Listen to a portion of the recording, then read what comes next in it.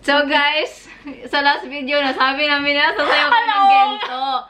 So of course naman, word of honor kami. So ito na po yung Gento dance namin. By Nicole And Dries. Maestro! Music!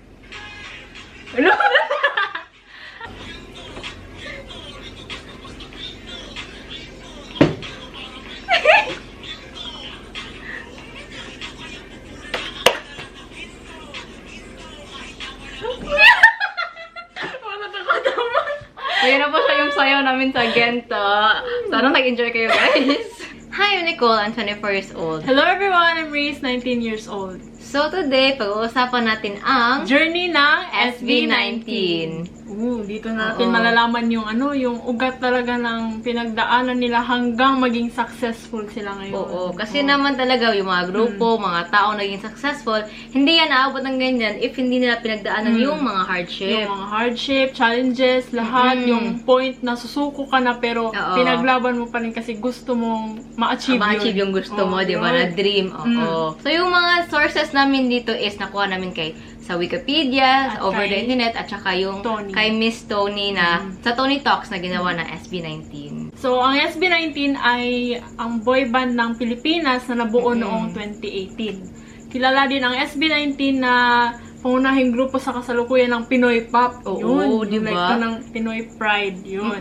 Kilala din ang SB19 na Soundbreak 19 at Mahalima. Ang galing ng paggagawa ng Mahalima, diba? Very genius yung Kasi 5 pagkaisip. member yung SB19. So, 5.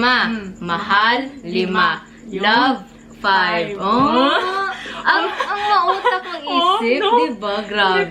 Ang galing nila mag-ano ng mga words like pag-combine, gano'n. Like, combination ng mga words na gano'n. Ang smart, ang amazing. So, sila ay nag-debut noong October 26, 2018. Tapos, ang kanta nila ay yung Taliluha. O, di ba?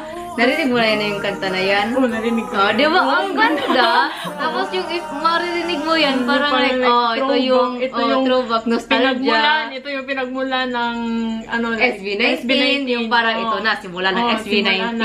Patungong hanggang saan sila naabot ngayon. Di ba? May starting point talaga. Kasi yun naman talaga importante sa buhay. If gusto mong may achieve na dream mo, kailangan ka mag-step. Kailangan mo mag-step, kailangan mo mag-start. So guys, if may dreams kayo, start na. Kasi hindi talaga mawawala yung like challenges, struggles, like kailangan mo talaga ng hard work para mapunta ka dun sa gusto mong ma-achieve. Part kasi yun ang process. So, trust the process lang talaga, guys. Okay. So, di ba, yung mga P-pop or mga K-pop, di ba, may mga talagang names sila sa fandom. So, yung sa SB19 is 18! Yun. So, yung spelling is A niya, tapos may apostrophe, tapos T-I-N. Oo. Grabe yung brainstorming nila sa paggawa ng name ng fandom, yung mga fans talaga. Kasi, ang sabi nila dito ay, dahil sa SB19, hindi nila marating yun pag wala yung 18. Kaya yun. So, 18. Kaya yan yung naging fandom name. Tapos, ang nakaisip doon ito ay si Pablo. Di ba? Si Pablo mautak. Utak mo. Gwapo pa. Gwapo, mautak. Leader. Pero ang galing nila mag-isip ng yung like, mga name ng mga fans, gano'n. Like 18, hindi talaga wala ang SB19 pag wala yung 18. Yun. Di ba? Ang cute. Pinahalagahan talaga nila yung mga fans nila. Super. Yung parang binibigay na message na wala kami kung wala kayo. As a fan din, yung parang like, ganun. Naka-sweet. Yung na-appreciate talaga nila yung ginagawa din ng mga fans. So, alam mo ba, ano yung official na color ng SB19? Sky blue! Sky blue. Pero hindi lang yan basta-basta na pumipili ng color. May meaning yan yung sky blue. May meaning talaga lahat. Katulad, di ba, yung sa BTS, purple sa kanila. Morahe. Sa SB19, sky blue, may meaning rin. So, yung sky blue ay sumisimbolo siya ng kumpiyansa tsaka kaharapang totoo. Ang layo na ng nila, no? Yung journey. Yung journey nila, yung like, yung confidence nila na kaya talaga, yung confidence nila like, even, like less than 20 lang yung mga tao, pero all out pa din yung todo perform, lahat, binigay talaga lahat. Hanggang sa ngayon, hindi mo na may imagine na buong Araneta.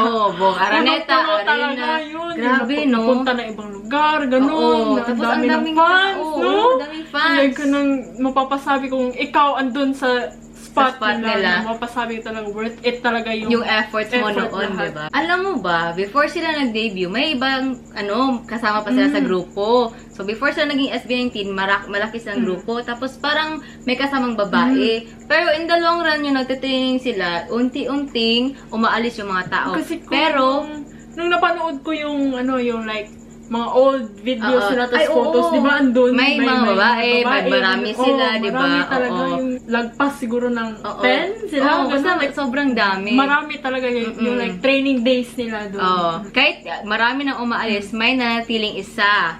Walaan mo sino? Stel. Oo, si Stel. Ang laki talaga ng niya nun, yung faith niya na sa passion may papatunguhin talaga lahat.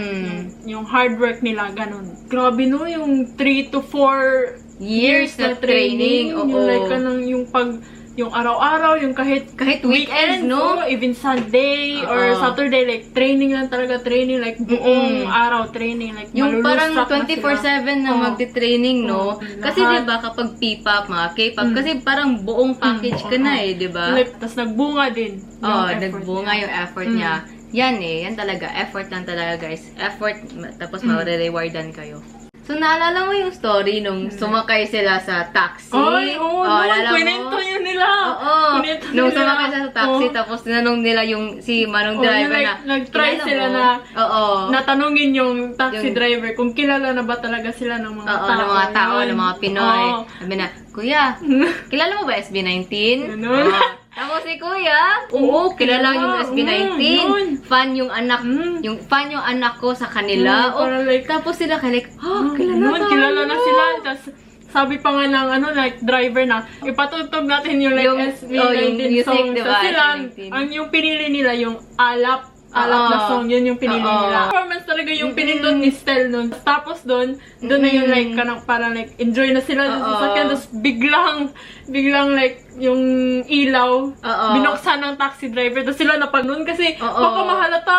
Baka mapansin, baka overwhelmed makita. yung driver kasi yung fan ng anak niya, ganun. Diba? So yung experience talaga nila na parang like, super happy sila. Kasi ang nakaka-happy na may nakakilala sa'yo, di ba? Parang like, baguhan pa lang sila noon, pero like, may nakakilala na, may fan na, ganun. Pero like, appreciated talaga nila yun. Ang swerte, no? Pero like, todo talaga sila yung pagbukas ng ilaw, yung napagano like, baka makilala kami. Di ba? Ang cute. Ang lang talaga, appreciated talaga nila. Tapos ina-appreciate rin nila si Manong driver, di ba? Yan kasi yung maganda sa kanila, yung fan, kahit isa lang nandyan sa harap, or ilan ba nasa harap, ina-appreciate nila. Yan yung yung masaya bilang fan, di ba? Like, good, small things, appreciated na talaga nila. Kasi yung small thing, nagiging malaki, di ba? You will never know sa tao. Grabe. Huy! Pero bita, alam mo ba? Yung like, pag-release ng Go Up nila 2019, doon Go Up, yun. Tapos may chika kasi doon na, pag-release nila ng Go Up nila ng music video, walang nangyari ganon. Tapos, todo effort sila dun, lahat. Tapos, nag-video shoot sila ng dance practice. Tapos, nag-release nirelease nila yun. Yan, naalala ko. Nirelease nila yung dance practice sila. Yung like, dun mo kasi makikita yung effort, di ba lahat? Yung dance practice, yung all out din. Yung lalo yung na, performance, yung makikita ng mga fan, all out sila during dance practice. Lalo na yung performance na talaga. Yun. Doon na-appreciate ng mga fans. Tapos may isang fan na nirepost niya yung dance practice sa Twitter. Tapos doon din, marami nakaka-appreciate ng performance. Doon na, nag-viral na. Tapos biglang, nagulat na lang yung mga SB19 kasi yung nag-viral na sila, yung parang hindi sila makapaniwala na, ito na talaga yung simula nila na sisikat na, ganun. Yung ito na yung catalyst, ito na yung hinihintay natin. Ito na, ganun. Tapos yung ang mga fan din ay na-appreciate yung like performance nila kasi dance practice all out na, ganun, lalo na yung performance, grabe na talaga nun. Doon nagsimula yung like, journey start na pag gano'n ng SB19. Successful na ng SB19. Kaya imagine kasi oh my God guys, nakita mo yung sa Twitter. Nag-viral na tayo, gano'n. Ito na, di ba? Ma-imagine mo sila excitement nila, tapos lalo silang mas, motivated. Naalala mo, nung nalaman nila na nominated sila sa Billboard, di ba? Tapos, yung time na yun na nalaman nila, nagsistress nag-stream ng gaming si Josh. Napanood yung mga sa billboards. Kasi sa billboards, pinapakita na, billboards, nominated, ganun. Sino-sino ang makapunta, sino Oo, mga nominated, sino ng mga artists, Oo. ganun. Tapos, nung nakita nila SB19, grabe, billboards na kasi yun eh. billboard, International na ang laki yan, nun, US na yan, grabe. Malaking tagumpay yan sa kanila.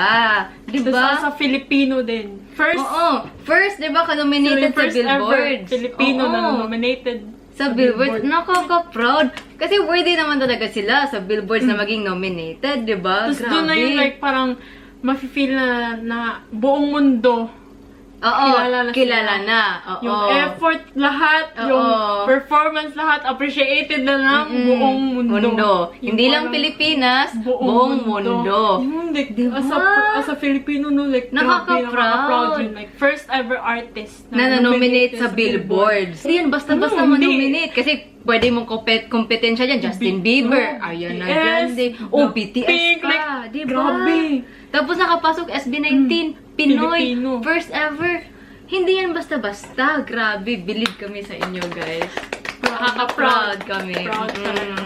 So, diba, nalaman natin yung mga journey nila, tapos more to come pa in the future. Baka makaperform ng kahit sa billboards. Grabe, oh my God, no? Like, kilala na talaga worldwide. Like, grabe. Kasi kilala na yung mga kanta nila sa US, sa Canada, sa Australia, kahit saan-saan, diba? Pero kahit yan na rin yung narating nila, no, humble pa din sila. Oo, yan yung maganda. Humble pa rin sila. Tapos, Yan talaga. oo, tapos yung mga fans din nila, ina-appreciate nila. Yung sabi, di ba, kanina, hindi namin marating to kung wala yung 18. Oh, di ba?